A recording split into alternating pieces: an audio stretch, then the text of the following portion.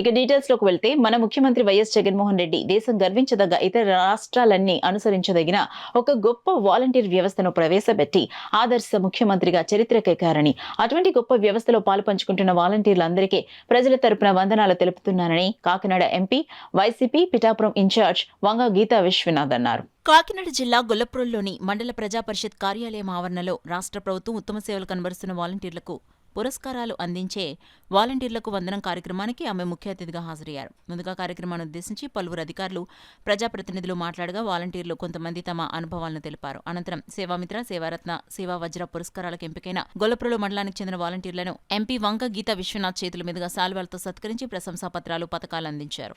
కార్యక్రమంలో ఎంపీడీఓ ప్రకాష్ రావు, MPP Arigala Achiyamma, Ramannadora, ZPTC ఉలవకాల Lovaraju, సర్పంచులు, ఎంపీటీసీలు, వైసీపీ నాయకులు పాల్గొన్నారు.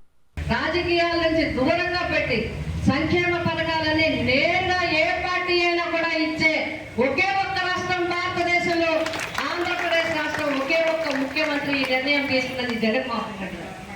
నిజంగా జగన్మోహన్ రెడ్డి గారు ఒక మంచి పని చేశారు గ్రౌండ్ లెవెల్లో పేదవాళ్ళని. ఇది ప్రజలకు ఉపయోగపడేది. కాబట్టి మీరందరూ కూడా తెలియజేయండి. చాలా మంది నాకు చాలా నచ్చింది, ఎందుకంటే మీ వాలంటీర్స్లోనే చాలా చక్కగా స్టడీ చేస్తారు అనే అర్థం అవుతుంది, అవగాహన పూర్తిగా ఉందని అనేది అర్థమవుతుంది.